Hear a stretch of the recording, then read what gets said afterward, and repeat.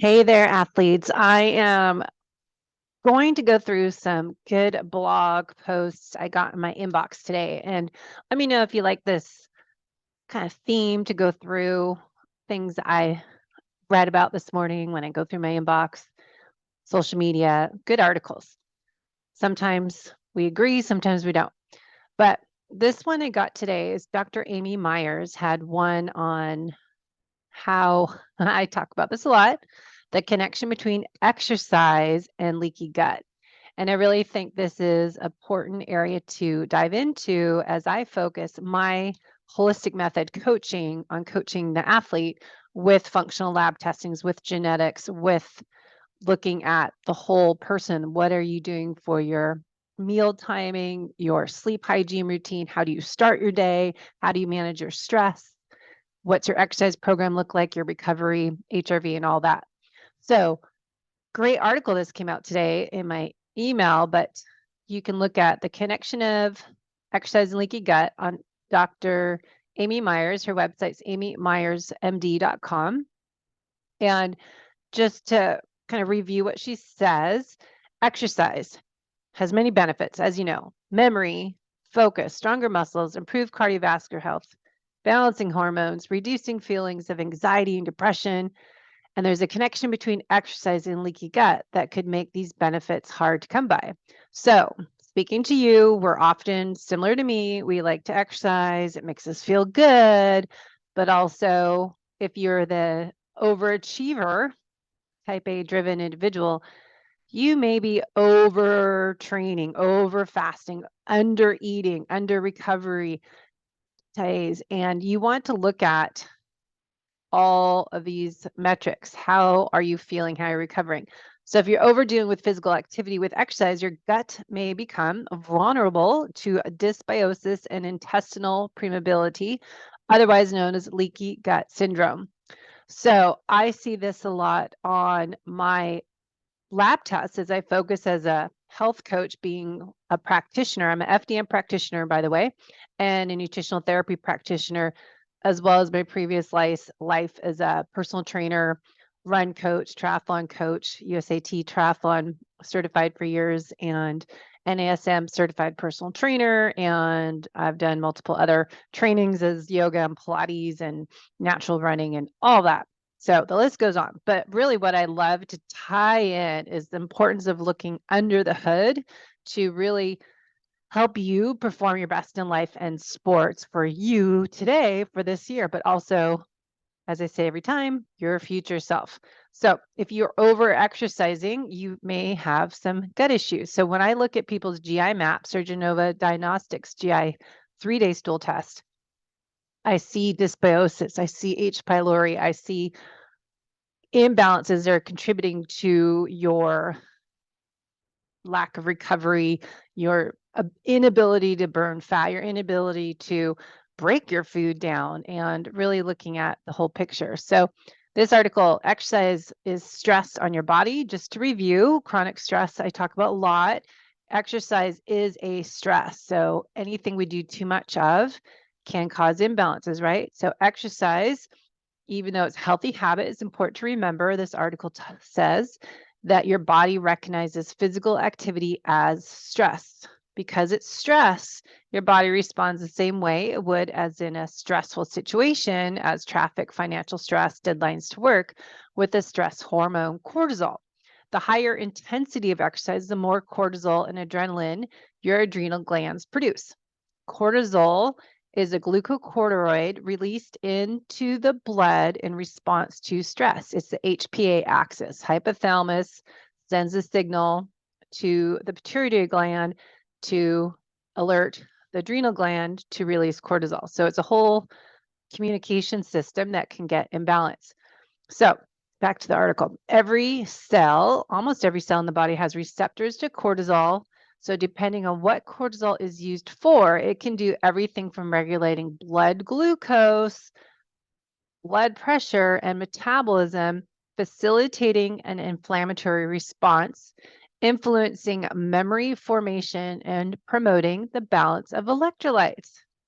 So cortisol is necessary during exercise to stimulate your fat and carbohydrate metabolism to give your body a rush of energy to get through the workout.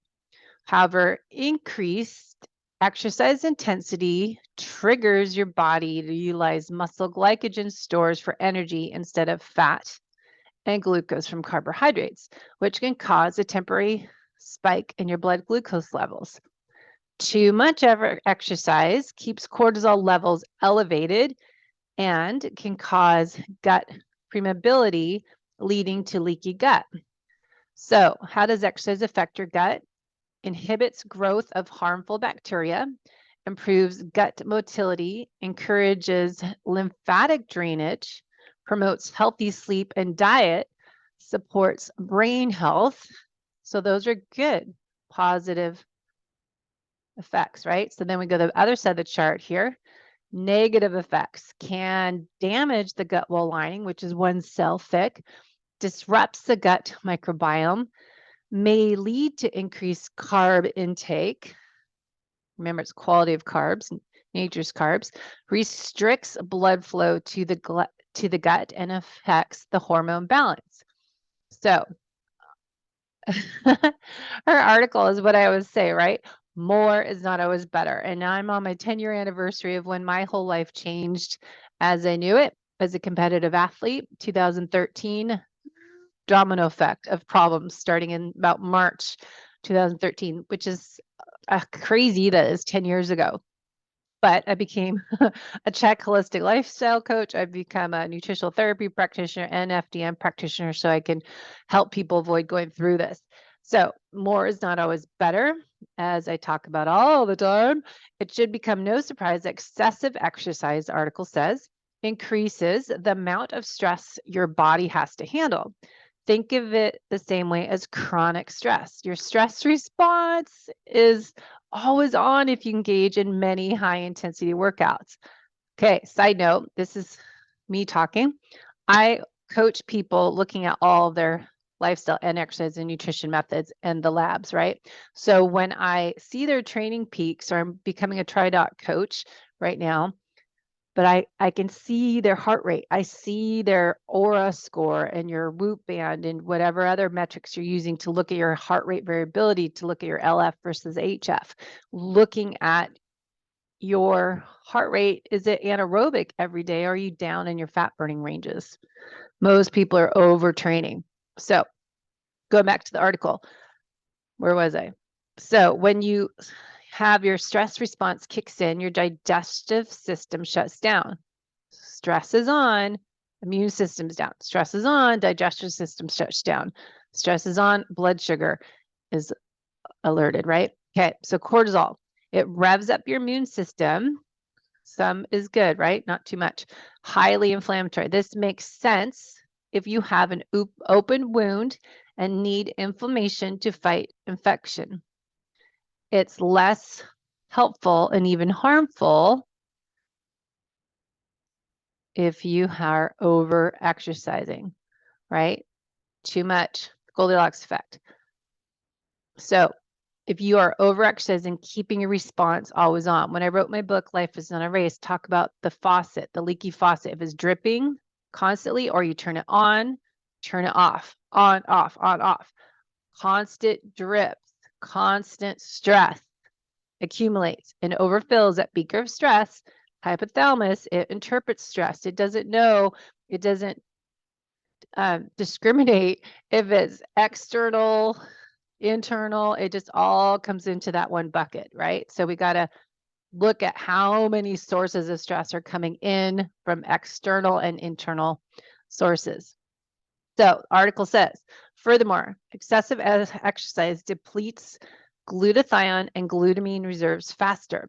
Glutamine is an amino acid that promotes connective tissue growth and regulates the release of muscle glycogen during exercise. Your body also relies on glycogen for muscle recovery and growth.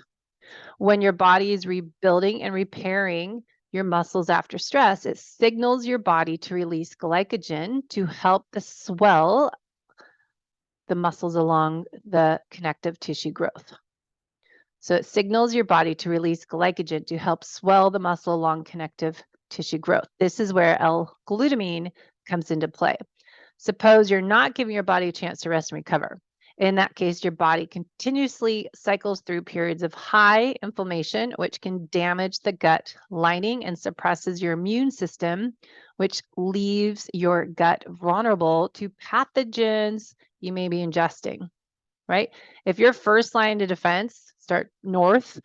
If your stomach is not acidic enough, it doesn't have that barrier to block off pathogens from entering through if it's not acidic. So we really want proper stress levels balancing our nervous system when we're eating, being parasympathetic. But when you eat that food and chew it and break it down, that stomach needs to be acidic. So if you have H. pylori or you have poor HCl production, not taking antacids, you're letting those parasites, pathogens come into your body. So since too much cortisol increases gut permeability, those pathogens can enter your bloodstream. And this is the connection between exercise and leaky gut syndrome. Okay, so you hear the word all the time, leaky gut, permeable gut wall lining. What does that mean? Well, Dr. Amy Meyers always has great articles and love her information. So let's continue on with her blog from her team. So leaky gut syndrome, leaky gut happens when the tight junction, so think of your gut wall lining as a barrier around your castle. And those tight junctions that hold your intestinal wall together become loose. So then the gate has little spaces in between. And so bugs and things that aren't supposed to get through your gut wall lining into your bloodstream. So your gut uses projections called villi. I think of it as shag carpet, and then it gets to Berber carpet if we get damage to that gut wall lining. So those villi are supposed to control materials passing through the gut into the bloodstream. These villi look like fingers covered with hairs called microvilli. The villi grab micronutrients from the food you eat. The villi and the microvilli push these nutrients towards tiny openings in your gut wall directly into your bloodstream, right? When it's sealed. Then your blood carries this nourishment to all the cells in your body. Now, she explains this as what I kind of think of it as a castle, but Dr. Meyers says, imagine your gut as a drawbridge. Your gut is naturally semi-permeable to tiny, teeny boats. She calls micronutrients. Think of them as teeny, tiny boats that pass through your intestinal wall into the bloodstream. External factors, including certain foods, infections, toxins, and stress, can break apart those tight junctions in your intestinal wall, leaving the drawbridge open. Once this happens, you have leaky gut.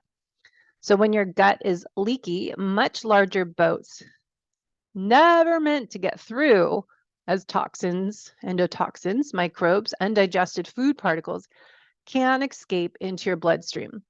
Your immune system marks these foreign invaders as pathogens and attacks them. So the immune system is now alerted. Think of your emergency response system. They're alerted to attack. These invaders are in the body. And so if they see them, they will create that inflammatory response, right? So immune system response to these invaders can appear in the form of any of the 9 leaky gut symptoms.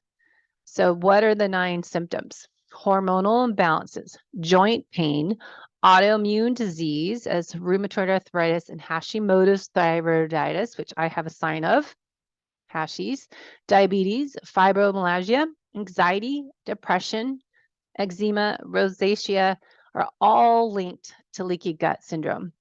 So what we want to do to prevent that is have a proper functioning digestive system. Super essential part of the Holistic Method coaching program, essential to being a fit and healthy athlete, fit and healthy from the inside out, because our problems with the GI tract can cause more than just stomach pain, gas, and bloating and diarrhea, she says.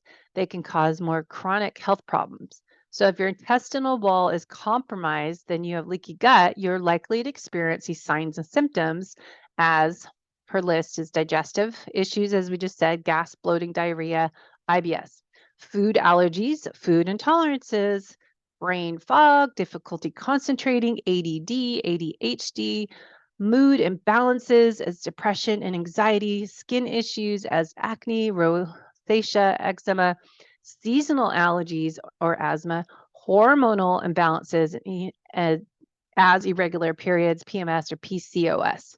So a leaky gut may be the problem. So you can look and take the quiz and Dr. Amy Meyers, MD, to learn more about this negative effects of exercise and can be leading to leaky gut. All right, so what do we do about that? Well, let me pull up articles from SFuels. Now, SFuels is one of my favorite products that really takes this into account. SFuels has glutamine in their product to have when you're drinking fluid on a longer workout. So if you pull up SFuels, they have these great guides that you can look up on, let's see, what's their website, is sfuelsgolonger.com, and look on their Learn tab, and you can slide down here and go to their guides. So you can look at their guides for training a racing fuel blueprint and look at their blogs and their ingredients in the products. So they have great research, and we've talked on the podcast with Leighton, and we're going to do another show because I really want to explain the benefits of having glutamine and why we need to avoid certain sugars as fructose and how that can impact our gut health. And so they have a 3-part series they just shared on why fructose is not the best. And I have been helping one day so far with the San Diego Track Club training group for the Rock and Roll San Diego Marathon this June. And the fuel that they were using really inspired me to share more information about, one, not only how to train for a marathon, but how to fuel for a marathon, and especially new people that are training by pace and not by heart rate. They're anaerobic. They're not building their aerobic engine. They're not aware of heart rate training using max aerobic function formula to gas or getting a metabolic testing to really personalize what their training program should look like at what pace based on your heart rate. So we want to train the body to burn fat as a main fuel source when you're doing long distance training, and not putting in high sugary foods, fructose and sugar alcohol that can be a problem for your gut health. So you can go to SFuels blog to read more about that, and then instead look at having fuel depending on how long you're going. There's great information on how you can train with products as SFuels and even just electrolytes with element T with unsweetened, but how important it is to keep your gut healthy. So if you're training and having a lot of sugar, you're not familiar with how to pace yourself to be a fat adapted athlete, how you train, but what you eat obviously is important, and how to figure out all that. That's what I do, helping clients with a intro package, kind of a new client assessment. Let's look at what you're doing, how we can do things differently, looking at your nutrition, your exercise. Now, in GRIQ, we've gone over before some things to look at, when to eat depending on the duration of your workout and the importance of timing your fueling during workout, and then female athletes. So I go into that with my clients and looking at what foods to have. Now, if we go back to SFuels, they have a great guide. As I said, you can look at, how to train with SFuels. With their SFuels Train, you have some glutamine in there, so we can help not damage the gut. So there's a certain amount of MCT, which are medium chain triglycerides, C8, C10, and they have some products with some caffeine in it if you want extra boost, and looking at when to add in carbohydrates, having the right amount of electrolytes, ketones, and when to have protein. So they have a great graph here I just wanted to finish up with. So if we look at this chart, if you're watching the video on my YouTube channel, Low Carb Athlete, we want to do most 80% of our training, if you're training for endurance sports, endurance race, in zone 2 or the max aerobic function, maffetone heart rate, or I'm going to start testing PNOE, PNOE, find someone that can do a PNOE metabolic test with you to measure your fat burning ranges to burn fat where you can improve your endurance, okay? Then we know that metabolic crossover point where your fat fuel goes down, your carbs go up. That's going to be more your anaerobic training, and then we'll add that in when appropriate. But when you're starting out, really working that foundational training, 80% of your time is going to be low heart rate. Most people, when they're ready, we might want to stay there a little longer, 100% of the time, but 80-20 is kind of the typical foundations, next level. We want to add in 20% of the time you're doing some tempo threshold work. So if we look at what SFuels suggests, what to eat beforehand, what to have during the workout and post-workout. So, you know, having some real food when you can, but if you're on the road or traveling for a race and you want to just take something on your long bike ride or whatever you're doing, check out SFuels. So their application of their product 1 hour before, you could have a bar or you can do fat coffee. So kind of take this info and then we look at Endure, which, you know, they're teamed up together, but training for endurance training, if you're doing a 2-hour to 3-hour run, when should you add some whole foods? When should you just work on low carb fuel? So the low carb fuel would be something as SFuels Train. And that's great for up to 120 minutes if you are doing low heart rate. Again, I think a lot of you are way too high of heart rate. So if you are doing low heart rate, you might be just great sipping on SFuels Train in your long training rides or runs.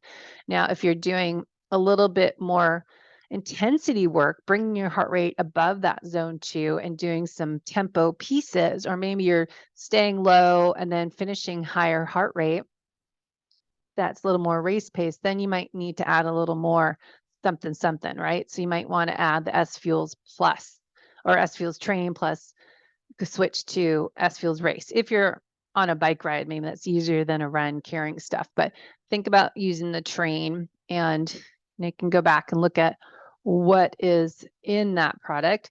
But that's a chart that you have. If you're doing speed work, that's when you can add in some a little more fuel beforehand, or do like a fat coffee is my kind of thing I like. But you can check out this information on in-race dosing. They have a chart. Obviously, I zoomed in, and then training. So just to finish here, you can use our low carb athlete to save on here. But what are the ingredients in SFuels Train? Right? Is that this one? Yeah. So we've got 50 calories. So it's not a lot of calories, 4 grams of fat, and they're saturated fat. And where's that fat coming from? Coconut oil. Sodium, 240 milligrams. Total carbs is 1 gram. So it's not really any carbs, right? It's mostly just fuel to keep you hydrated and to give you support. Coconut oil, collagen peptides from beef, natural flavors, which another article to go into. I was reading about what is exactly natural flavors. Brad Kearns, we should go into that. I got to look that up. Had a great podcast on or article. So I want to look that up. Sorry, tangent. Protein is 3 grams. L-glutamine is 500 milligrams. So really cool info about natural flavors. I need to ask Leighton about that. But Himalayan rock salt, malic acid, monk fruit extract. Now, monk fruit is a sweetener, obviously, but we want to look at what, like stevia bothers me. So you got to test what sugars work okay for you. So think about that. I just pulled up the article on what is natural flavors. So Brad Kearns had a great blog today. What are natural flavors? So I need to ask Leighton, what is this? Because the FDA defines a natural flavor as one that has been derived from a spice, fruit or fruit juice, vegetable or vegetable juice, edible yeast, herb, bark, bud, root, leaf, or similar plant material, seafood, poultry, eggs, or dairy products. And Brad said, well, keep in mind, of course, that all these, whatever SH sheets goes in there too. So to the 80-90% of the other stuff that they might put in with that. So in addition, the natural flavor process relies on heat and or enzymes to obtain the flavor from these natural sources. So even when you eat something that is flavored with something that comes from a natural source, it still contains the artificial and synthetic chemicals that were added during manufacturing processes. Research done by the EWG, which is the Environmental Working Group, found that these flavor mixtures can be made up with over 100 chemicals, and worse, the solvents, emulsifiers, flavor enhancers, and preservatives can make up to 80 to 90% of these flavors. So Brad had this great article out today, January 25th, that I sent to my husband to go over, but it's pretty cool. Not cool, but interesting to go over to what we're putting in our body. So check out SFuels. I'll talk to Leighton about this, but they have a great chart. You might want to go back and look at the ingredients here, but how fuel, fat, oxidation training, what all the ingredients are, the fat, carb oxidation, and gut distress mitigation. So let's just finish there because the theme was starting with Dr. Amy Meyers, leaky gut for the athlete. So SFuels doesn't have the added sugar, sucrose, doesn't have fructose, glucose, maltodextrin, syrups, or sugar alcohols. You can avoid these simple carbohydrates because they can mitigate the risk of triggering insulin, which would have an anti-lipolytic, which is anti-fat oxidation impact. The issue is that the first 30 to 60 minutes of exercise where GLUT4 transporters are still moving to the muscle cell edge to open the glucose channels. Once these channels are opened, the muscle cell can receive and oxidize carbohydrates without insulin. And since without insulin, fat and carbohydrates can be oxidized at the same time. So the avoidance of sugar alcohols and the lowered used of carbohydrate sources dramatically reduces the risk of gut membrane and microbiome damage associated with GI distress symptoms and, as we just talked about, leaky gut, seen often with people doing endurance racing and training. So you want to really look at what are you putting in your body. Electrolyte balance is in here, so getting the right amount of sodium and potassium. And also like LMNT, I'll drink during the day or pre-workout, but having some LMNT and some ketone aminos. But during workout, the SFuels has that sodium potassium to offset electrolyte loss, and which is in a lower carb diet, you're not getting as much sodium. So we want to add some more into our foods, into our meals, drinks, but repetitive long duration training sessions and blocks places further strain in sodium potassium reserves. And if you watch my video of my hair tissue mineral analysis with Barton from Upgraded Formulas, and I'm going to do a follow-up video on that, that my sodium potassium levels versus calcium are really off. So my calcium's way high and I have a calcium shell, and my potassium is what I need to increase, which is like 4,700 milligrams a day, which is so hard to boost everything up. So check out SFuels. You know, their train is great. And then you've got the Race Plus that you can look at, which has different ingredients and different purpose. So that's going to have the 15 grams of carbohydrates in it. And if we go back to what Endure IQ, Dr. Dan Plews teaches us that in longer, higher intensity workouts, you might need to add this in. So if you're racing, it depends what fuel to take based on your intensity. So if you're racing versus just training and keeping that maffetone type of max aerobic function heart rate, your zone 2, zone 1, it's going to be different fuel plan if you are doing a higher intensity race pace workout. So if you're, looking at in the chart here, you can see some information.